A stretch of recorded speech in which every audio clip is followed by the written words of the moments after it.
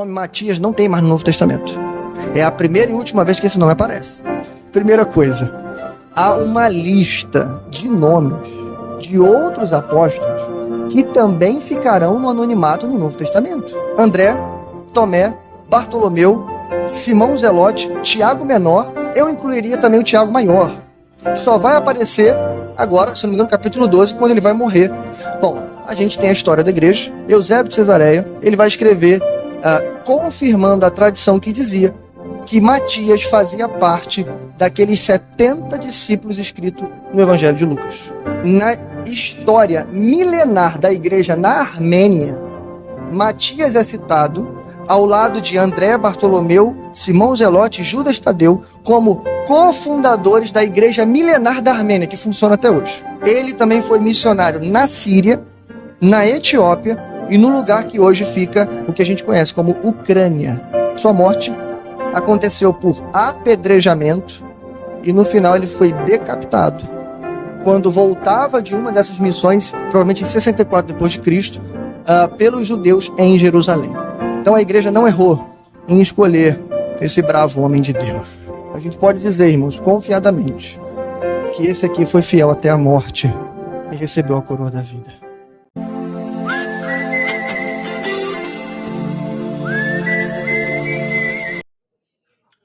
Olá, tudo bem? Como que vocês estão? Hoje, quinta-feira, dia 6 de junho de 2024, eu vou continuar aqui na lição 10, da onde que eu parei, que foi na terça-feira. A página de terça-feira, que está marcando aqui 4 de junho, está alicerçada sobre o texto de Oséias, capítulo 11, tá? E, claro, eu peço para que cada um entenda que o que eu estou fazendo aqui é só uma leitura. Eu não estou tentando explicar nada nem falar nada. Eu só dou alguns pontos de vista, mas explicar mesmo eu não estou. Até porque eu não vou refutar nada sobre o material da Adventista, porque primeiro eu não sou adventista. E segundo, que eu não estou dando estudo bíblico. Eu estou só lendo o livro da Escola Sabatina, O Grande Conflito, tá vendo?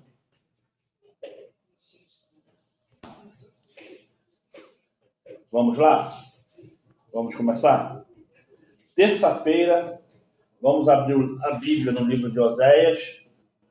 Como eu estou sempre falando para vocês, Oséias é depois de Daniel.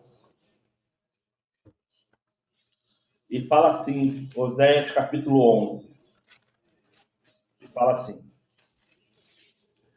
quando Israel era menino, eu o amei, e do Egito chamei o meu filho. E do Egito chamei o meu filho. Parece uma poesia, né? É lindo. Vamos orar?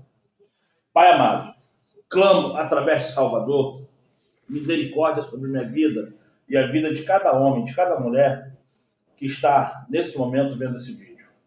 Peço a Ti, Pai, que nesse dia 6 de junho de 2024, a esse horário, às 21h42, eu clamo a Ti, Pai, misericórdia sobre a nossa vida, que venha perdoar todo e qualquer pecado que eu tenha cometido contra Ti e meu próximo.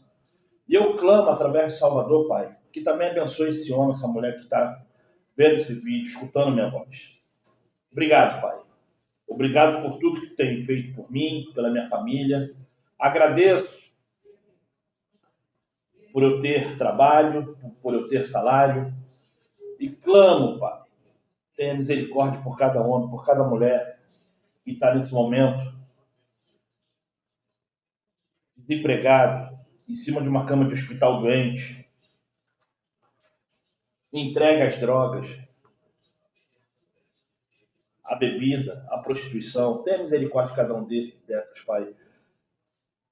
Faça o Espírito Santo sobre a minha vida e na vida de cada um desses e dessas, Pai. E também abençoe esse homem, essa mulher que está escutando minha voz, vendo esse vídeo. Obrigado, Pai. Assim seja, através de Salvador, assim seja. Então, gente, vamos lá? Vamos ler E começa assim a página, tá? Já li Oséias 11. Eu só leio o primeiro versículo, tá, gente? Não é que Oséias só tem um versículo, não. Eu só leio o primeiro versículo. E se você tiver afim, você lê todo o capítulo, mas eu só leio só o primeiro versículo, tá? Então a página 73 está alicerçada em Oséias 11, tá? E começa assim: morte no Novo Testamento. Morte no Novo Testamento. Morte no Novo Testamento. Referência bíblica. Pergunta número 5. Como a descrição da morte no Novo Testamento se compara com a do Antigo Testamento? Aí aqui está, de novo, João, Evangelho de João 11, 14. Tá? Vai do capítulo 11, versículo 11 até o versículo 14. Aí tem aqui, de novo, versículo 21 ao 25. Evangelho de João, capítulo 11, versículo 21 ao 25. Aí tem a 2 Timóteo, capítulo 1, versículo 10. 1 Coríntios, 2 Timóteo, capítulo 1, versículo 10. 1 Coríntios, capítulo 15, versículo 51 ao 54. E 1 Tessalonicenses, capítulo 4, versículo 15 ao 17.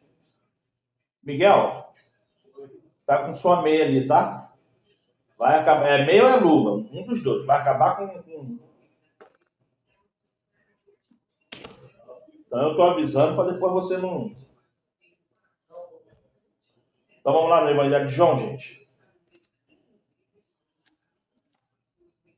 Evangelho de João, capítulo 11. Vamos. Está escrito assim no capítulo 11. No capítulo 11, versículo 11. Está escrito assim. Assim falou. E depois disse-lhes: Lázaro, o nosso amigo dorme, mas vou despertá-lo do sono. E disseram, pois, os seus discípulos: Senhor, se dorme, estará salvo. Mas o Salvador dizia isto da sua morte. Eles, porém, cuidavam que falava do repouso do sono. Então, o Salvador disse-lhes claramente: Lázaro está morto. E logo, por amor de vós, de que eu lá não estivesse, para que acrediteis, mas vamos ter com ele. Eu li até o versículo 15, tá? Agora vamos pular para o 21. E disse, pois, Marta ao Salvador: se tu estivesse aqui, meu irmão não teria morrido. Mas também agora sei que tudo quanto pedires ao Criador, o Criador concederá. Disse-lhe o Salvador: teu irmão há de ressuscitar. Disse-lhe Marta: eu sei que há de ressuscitar na ressurreição do último dia. E disse-lhe o Salvador: eu sou a ressurreição, a vida. Quem crê em mim, ainda que esteja morto, viverá. Eu li até o versículo 25, tá, gente? Vamos agora em 2 Timóteo. 2 Timóteo, vamos lá.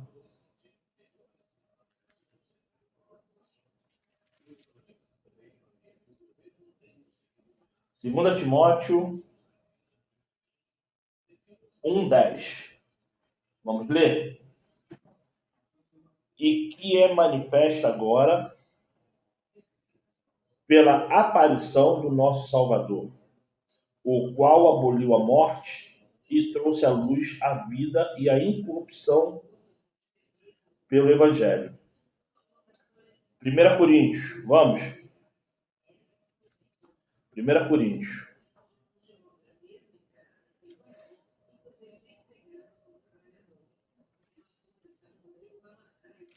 1 Coríntios 15:51.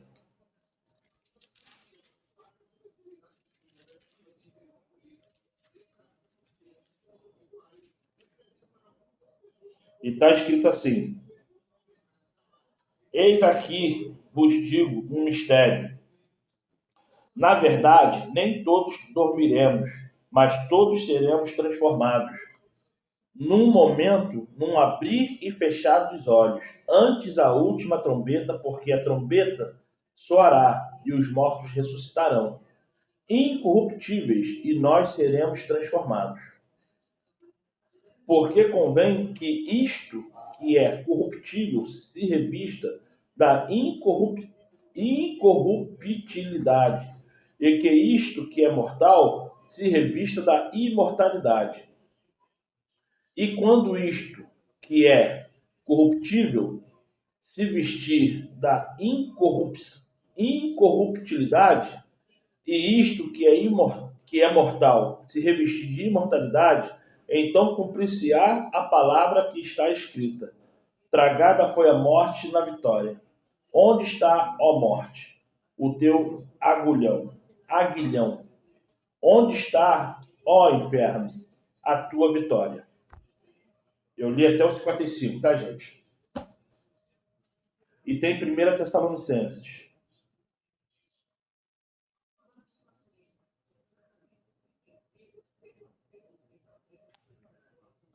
Primeira Tessalonicenses 4,15. Vamos lá. 1 Tessalonicenses 4,15.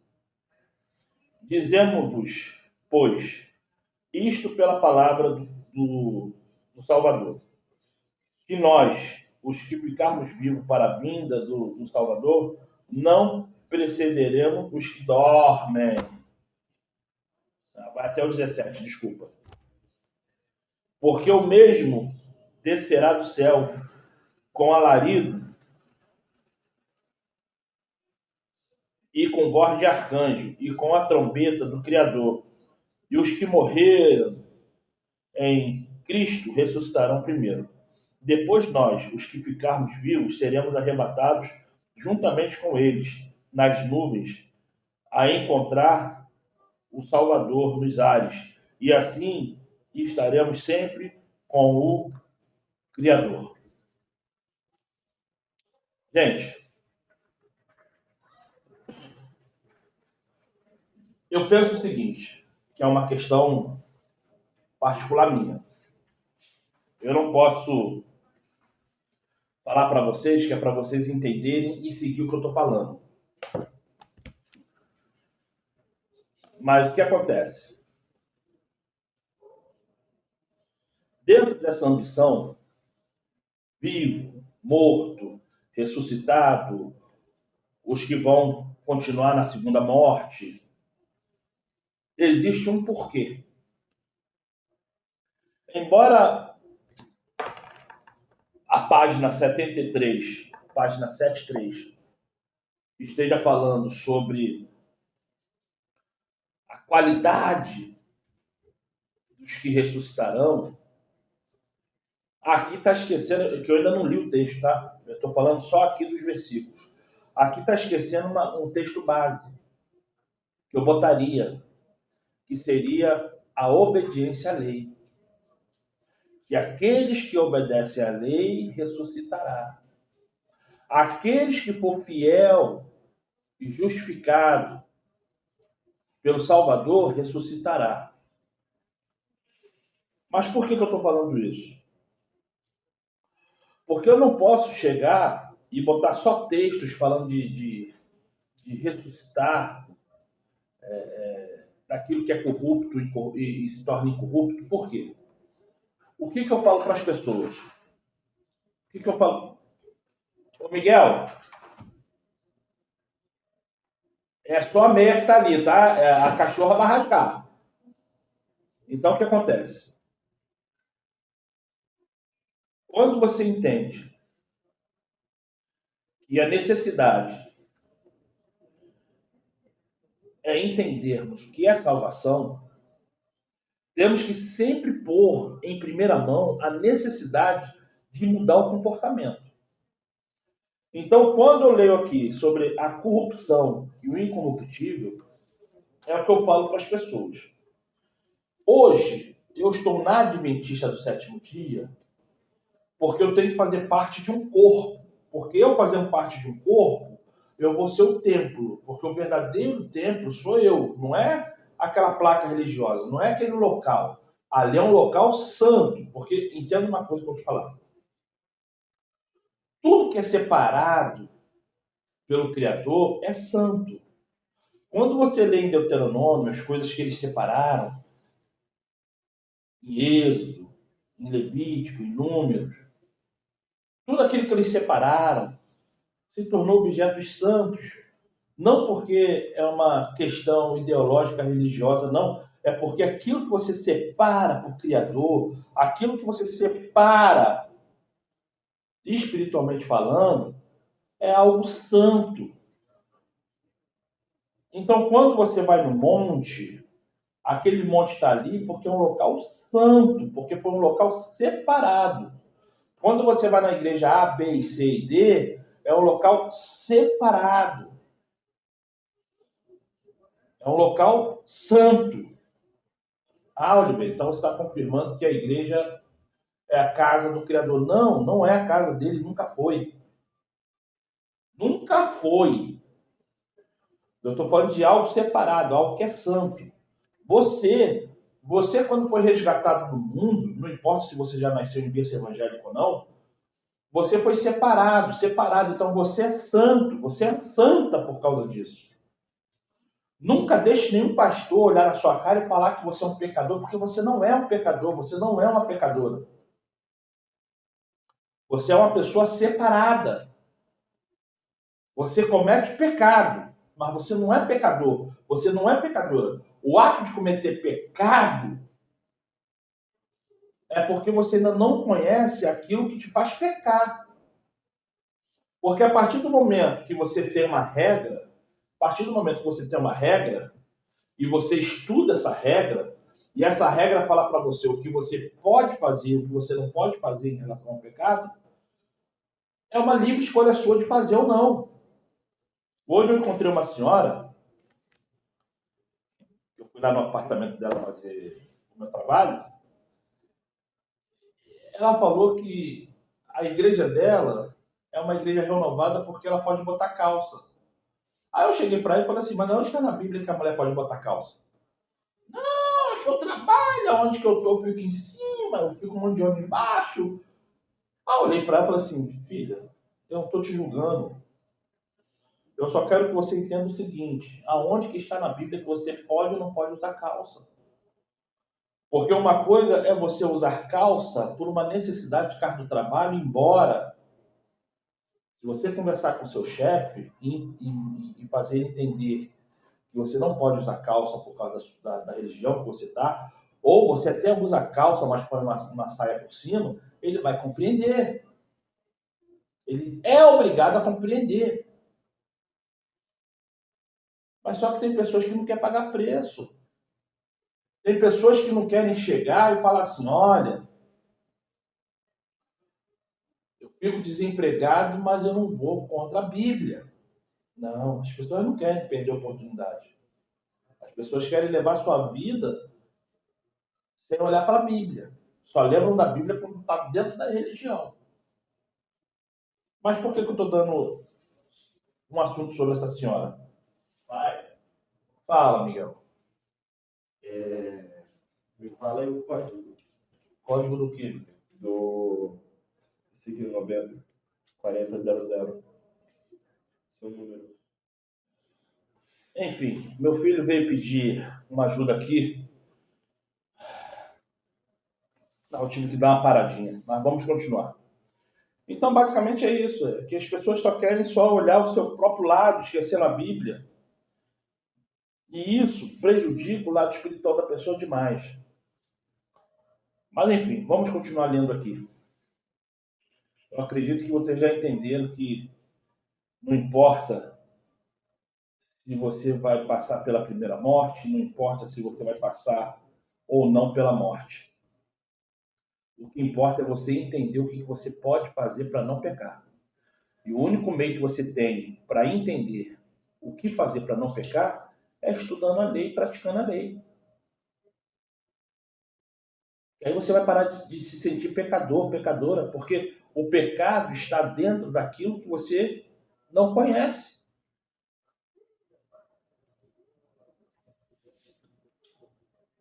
Então vamos lá. O Antigo e o Novo Testamento usam o sono como símbolo da morte. Pelo menos 53 vezes na Bíblia a palavra sono é equiparada à morte.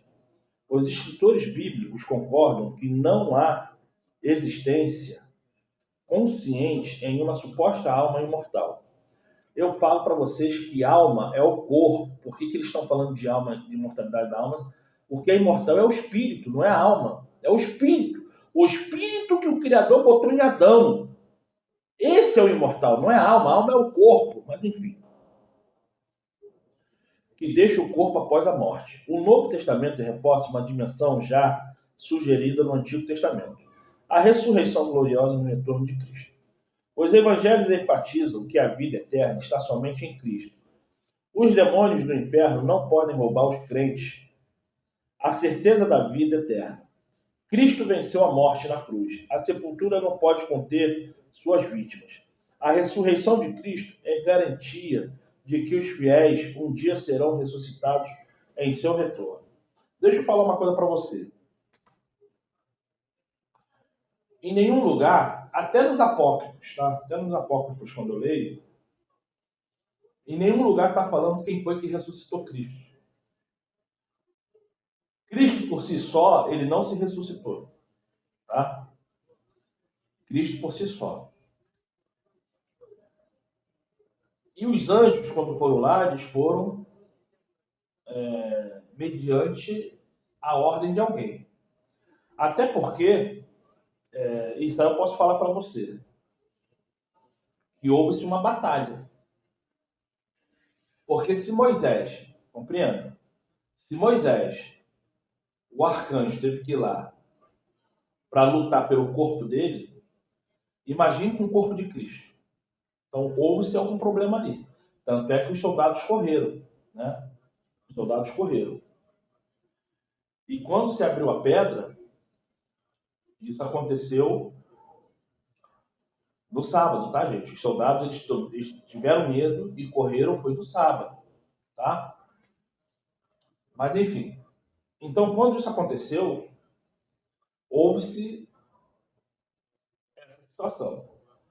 Uns falam que foram os anjos que mandou o Salvador sair, né, vir para fora. E outros falam que foi a própria voz do Criador. Da mesma forma que todo mundo escutou a voz do Criador do céu na hora que ele desceu as águas, o Criador fez a mesma coisa, mandando ele sair, ele vir para fora, lá do sepulcro. Mas em nenhum lugar da Bíblia está falando como é que ele ressuscitou. Tá? Mas sozinho não foi não, tá? Sozinho não foi. Porque a Bíblia não fala, tá?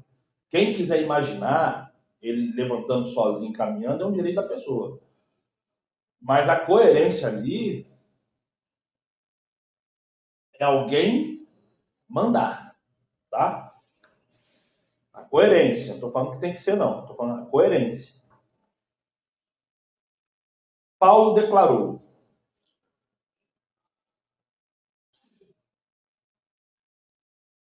não, vítimas.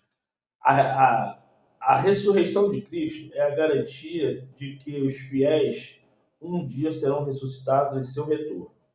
Paulo declarou: se os mortos não ressuscitam, também Cristo não ressuscitou. E se Cristo não ressuscitou, é vã a fé que vocês têm. E vocês ainda permanecem nos seus pecados. E ainda mais, os que adormeceram em Cristo estão perdidos. 1 Coríntios, capítulo 15, versículo 16. Vamos lá? 1 Coríntios, capítulo 15.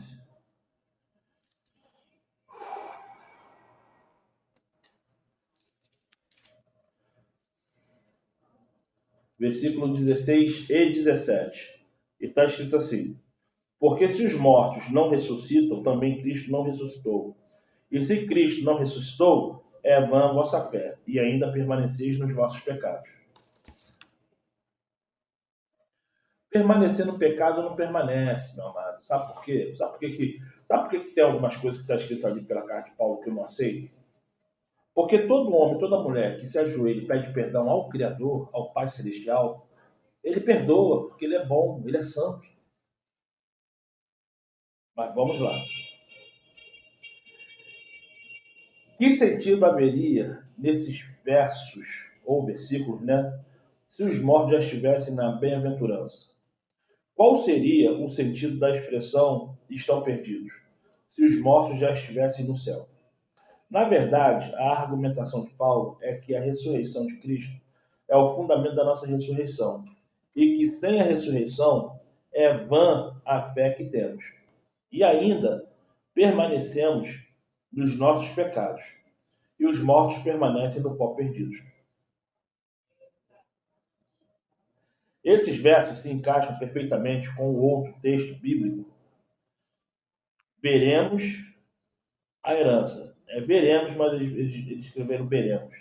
Veremos a herança que não pode ser destruída, que não fica manchada, que não murcha e que está reservada nos céus para nós.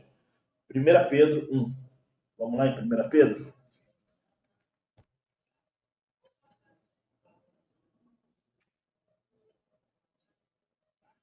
Primeira Pedro 1.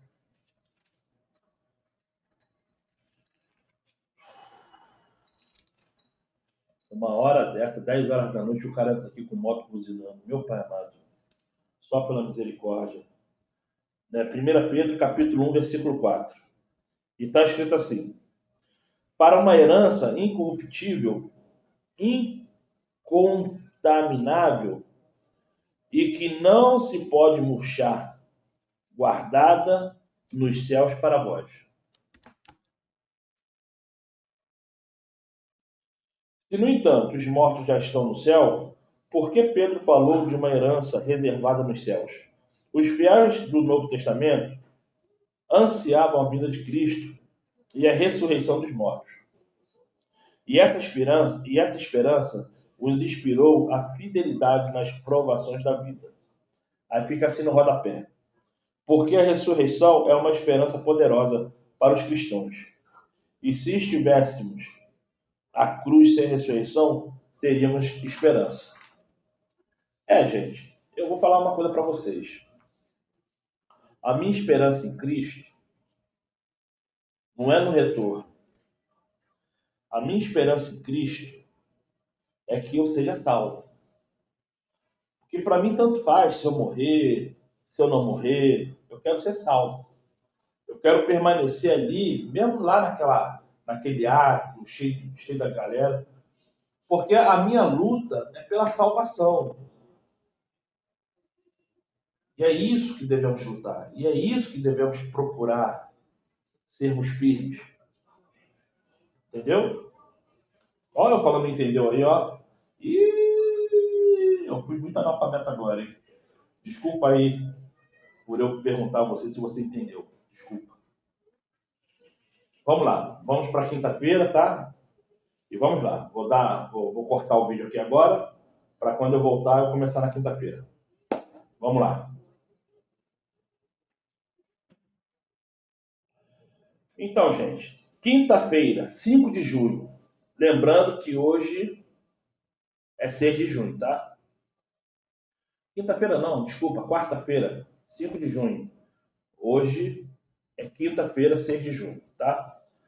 Aqui, essa página está alicerçada em Oséias, capítulo 12. Vamos ler? E está escrito assim: Efraim se apacenta de vento e segue o vento leste. Todo dia multiplica a mentira e a destruição, e fazem aliança com a Síria, e o azeite se leva ao Egito. Tá, aqui tá o E separado do Fraim. Tá, Efraim. Mas não tem como você ler diferente. É Efraim. Por que está separado o E do Efraim? Não sei.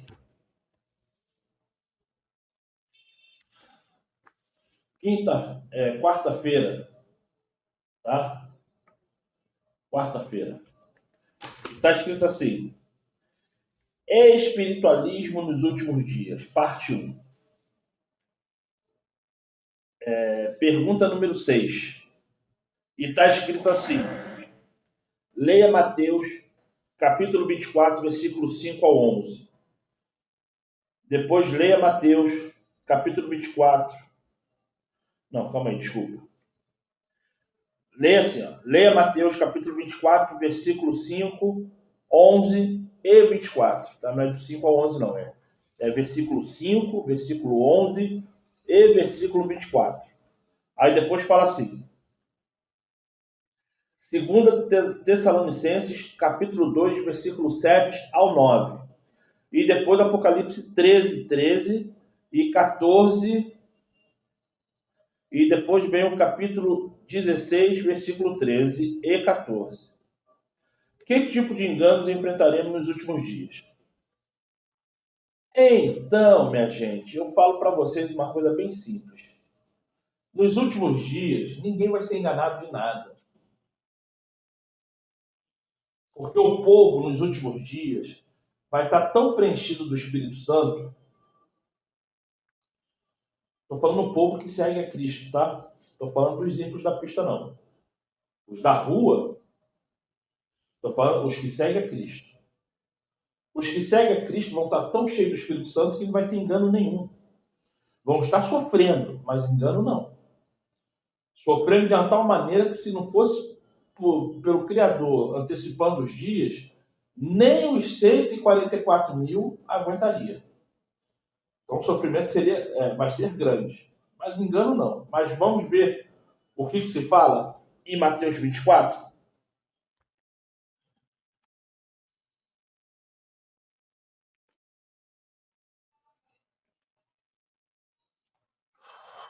Eu estou falando com vocês, mas estou com uma dor no peito. Mateus 24, vamos lá.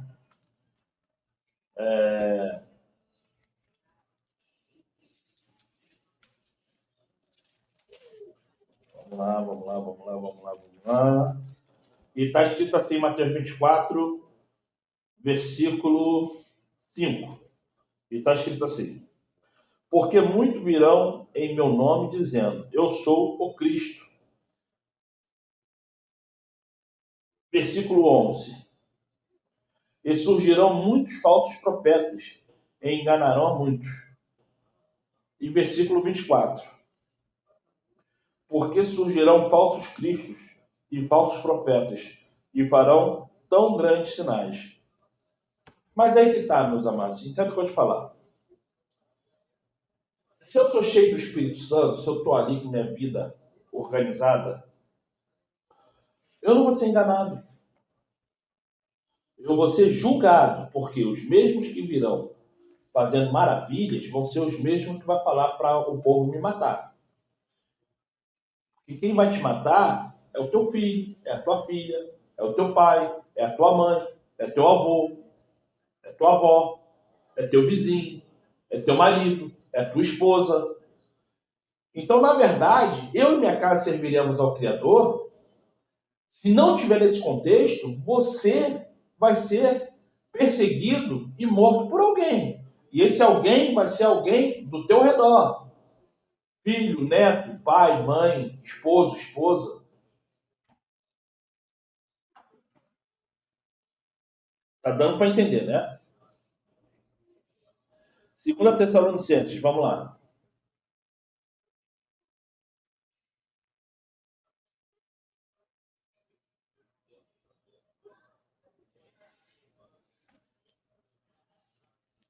Capítulo 2, versículo 7. E fala assim. Porque já é o mistério da injustiça que opera. Somente há um que agora o retém, até que o meio seja tirado.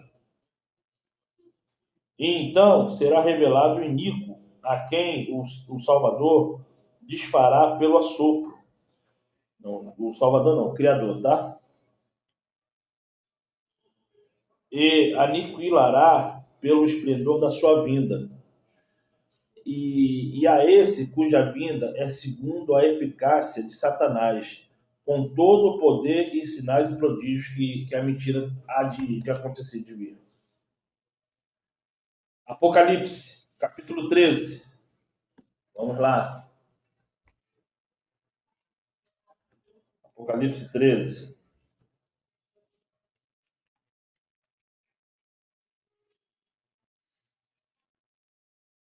E fala assim, 13, versículo 13. E fala assim: e faz grandes sinais, de maneira que até fogo faz descer do céu, a terra à vista dos homens. E enganará os que habitam na terra, com sinais que lhe foi permitido que fizeste, em presença da besta, dizendo aos que habitam na terra que fizessem uma imagem à besta que receberá a ferida da espada e vivia. Apocalipse 16, 13. E fala assim: e da boca do dragão, e da boca da besta, e da boca do falso profeta, vi sair 3 espíritos imundos, semelhantes a rãs. Coitada da rã, né? E olha que é um bichinho que o pessoal gosta de comer, hein? Então vamos lá. Que tipo de enganos enfrentaremos nos últimos dias? O engano foi o que eu falei. Aquele que estiver com o Espírito Santo não vai ser enganado. Vai ser perseguido e morto. Só vai ser enganado aqueles que não estiverem com o Espírito Santo. A Bíblia deixa bem claro que é o povo da terra que vai ser enganado. Aqueles que seguem a besta. Quem segue a besta não tem o Espírito Santo. Então esses vão ser enganados. Ah, mas eu sou crente, eu sou católico, eu sou budista, sou muçulmano. Se não tem o Espírito Santo, vai ser enganado, porque o diabo ele vai vir para a população do planeta. Só não vai ser enganado quem tiver o Espírito Santo e quem estiver pronto a fugir. Porque aquele que não conseguir fugir vai ser morto. Tá certo? E está escrito assim: o diabo usará sinais e maravilhas para enganar multidões antes da volta do Salvador. Ângel Rodrigues declarou que o poder de persuasão dos capirotos não se encontra no conteúdo da mensagem, mas na força das manifestações sobrenaturais. Eles realizam poieo, não sei o que é isso, P-O-I-E-O, com um acento tio em cima. Poieo, P-O-I-E-O, com acento tio em cima. Sinais apelando para o lado afetivo dos seres humanos. Em vez de suas habilidades discricionárias e racionais, esses sinais são realizados por demônios.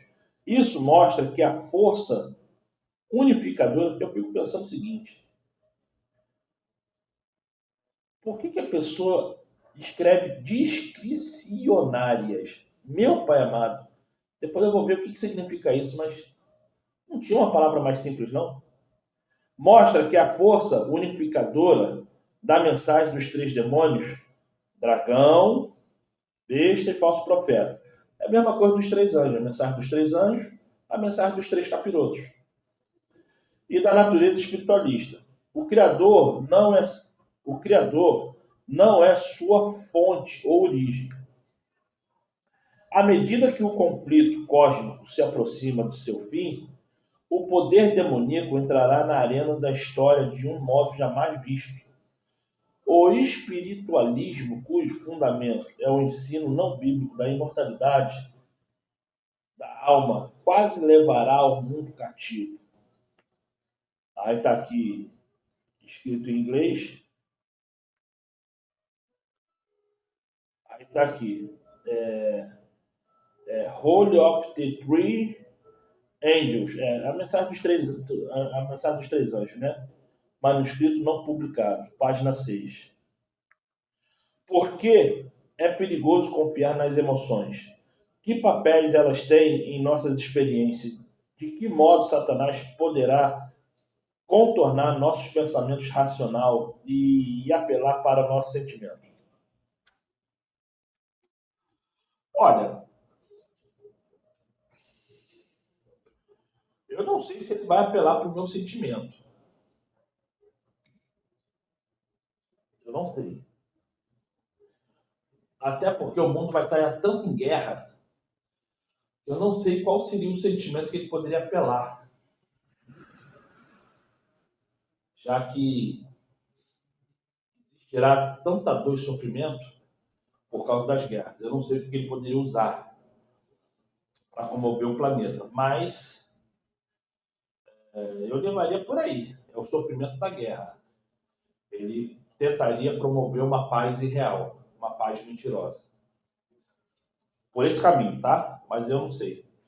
Eu fico às vezes pensando nisso, mas eu não, o que eu consigo pensar é uma paz mentirosa. Ele vai trazer uma paz mentirosa e as pessoas vão chorar, as pessoas vão se comover, as pessoas vão acreditar de alguma forma que realmente essa paz está existindo.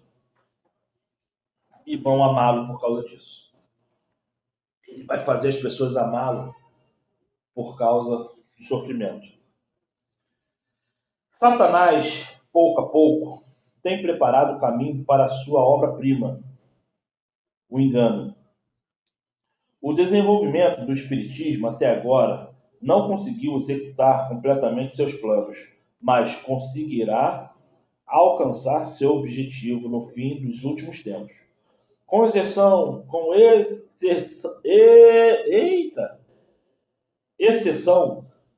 dos que são guardados pelo poder do Criador e pela fé em sua palavra. O mundo todo será envolvido por esse engano. O Grande Conflito, página 467. Vamos ver o que está escrito na página 467? Que engano é esse? 467.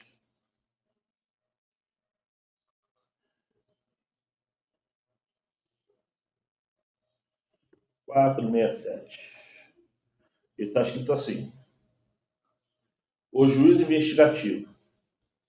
Embora possa parecer pequeno na consideração dos homens e aceito e recompensado pelo Criador, o egoísmo oculto dos homens permanece revelado nos livros celestiais. Há um registro dos deveres não cumpridos em relação aos semelhantes, de esquecimento das reivindicações do Salvador. Ali verão eles o quão frequentemente foram entregues a Satanás o tempo, o pensamento e a força que pertenciam a Cristo. Triste é o registro que os anjos levam para o céu.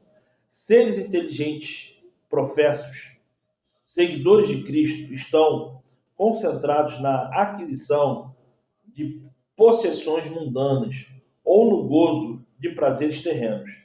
Dinheiro, tempo e força são sacrificados em exibição e condescendência própria. Pouco, contudo, são os momentos dedicados à oração, à pesquisa das Escrituras, à humilhação da alma e confissão de pecado. Satanás inventa inúmeros artifícios para ocupar nossa mente, para que não se detenham na obra com a qual devemos estar, mas bem familiarizado.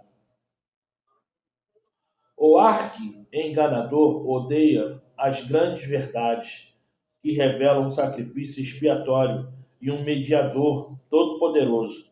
Ele sabe que todo dependente de desviar as mentes do Salvador e sua verdade.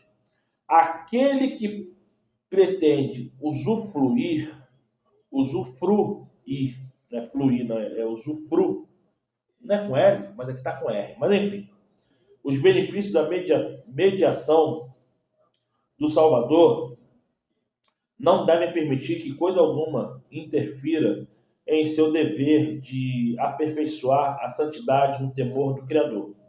As preciosas horas em lugar de serem despendidas nos prazeres, na ostentação ou na busca do lucro, deveriam ser dedicadas a um fervoroso e devotado estudo da palavra da verdade.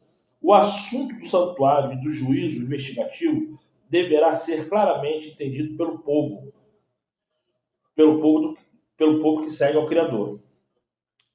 Todos necessitam para si mesmo do conhecimento sobre a posição e obra do seu grande sumo sacerdote. Isso é, todos dependem de entender e conhecer a lei para que o sumo sacerdote, que é Cristo, faça um trabalho perfeito em nossas vidas. Tá? Isso aí não está escrito aqui no livro, não. Eu que estou falando para complementar. Tá certo? De outro modo, ser-lhe-á impossível exercer aquela fé que é essencial para este tempo ou ocupar a posição que o Criador deseja que assumam. Cada indivíduo tem uma alma a salvar ou a perder. Cada um deve enfrentar o grande juiz face a face. Quão importante, então, que cada um contemple frequentemente a solene cena em que o juízo se assenta e os livros são abertos, quando, juntamente com Daniel, cada indivíduo deve estar em sua sorte no final dos dias. É usufruir com L ou usufruir? Que ali estava com R. Então, meu filho está falando que é com R. Comenta aqui embaixo. Comenta aqui. Eu jurava que era com L. Enfim, comenta aqui embaixo. Comenta aqui embaixo. Vamos lá. Eu li toda a página. E aqui não está falando nada de imortalidade da alma, nada de nada. Aqui está falando sobre a questão do pecado, sobre a questão que você tem que entender o que é pecado para parar de praticar. Tá certo? Pergunta número 7. Não, número 7 já fiz, né? Voltando à leitura. A nossa única segurança está no Salvador e em sua palavra. Não é difícil ver como milhões que não entendem o estado dos mortos poderão ser iludidos com a ideia de que os mortos continuam a viver após a morte. Rodapé. De quais enganos estamos protegidos quando entendemos que os mortos dormem? Aqui é a página 74, tá? É uma pergunta. Qual é o engano que a gente se livra quando entendemos que os mortos dormem? Isso é, que os mortos estão mortos. Que eles não têm poder nenhum de aparecer para ninguém. É esse. Porque Satanás, ele usa da imagem da sua mãe, do seu pai, do seu irmão, da sua avó, do seu avô, do seu primo, do seu ente querido morto, do seu amigo, da sua amiga, da sua sogra, do seu sogro. Satanás usa da imagem deles para te enganar através de sonhos, através de revelações. Satanás usa esse tipo de imagem para te enganar. Porque uma vez a pessoa morta, morta está. Ela não tem poder e direito de voltar. E é isso que você tem que entender. Então, quarta-feira, dia 5 de junho aqui, já está lido. Vamos agora para quinta-feira, dia 6, tá? Como sempre, eu vou dar a pausa aí. E logo quando eu terminar, nessa pausa aí, eu volto já para falar do dia 6. E o Salvador falou assim: quem crê em mim, crer não em mim, mas naquele que me enviou. E quem me vê, vê aquele que me enviou. Eu sou a luz que vim ao mundo para que todo aquele que crê em mim não permaneça nas trevas. E se alguém ouvir a minha palavra e não crer, eu não julgo, porque eu vim não para julgar o mundo, mas para salvar o mundo. Quem me rejeita a mim e não recebe as minhas palavras, já tem quem o julgue. A palavra que tem pregado, essa o há de julgar nos últimos dias. Porque eu não tenho falado de mim, mas o Pai que me enviou, ele me deu mandamento sobre o que hei de dizer e sobre o que hei de falar. E sei que o seu mandamento é a vida eterna. Portanto, O que eu falo, falo como o Pai me tem dito.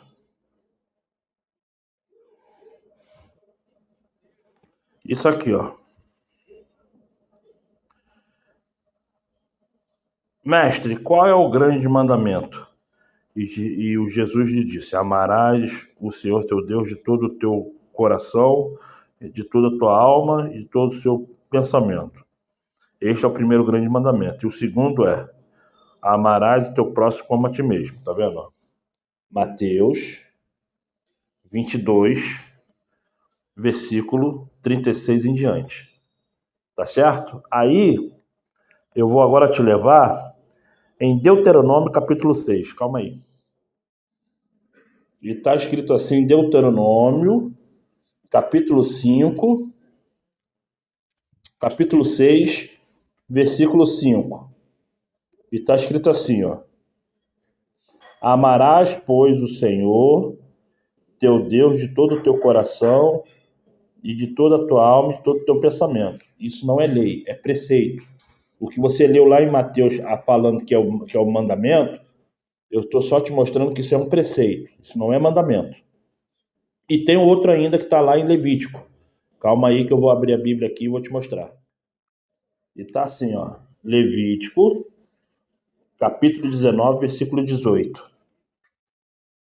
Não te vingarás, nem guardarás ira contra os filhos do teu irmão ou do teu povo, mas amarás o teu próximo como a ti mesmo. Eu sou o Criador. Cara, eu te mostro coisas da Bíblia e você se nega. Você quer ter sempre a última palavra. Eu estou só te mostrando coisas para você amadurecer espiritualmente. Mas se você não quer, meu amado, o que eu posso fazer? Eu não estou querendo te ganhar em nada não, rapaz. Estou só te mostrando fatos.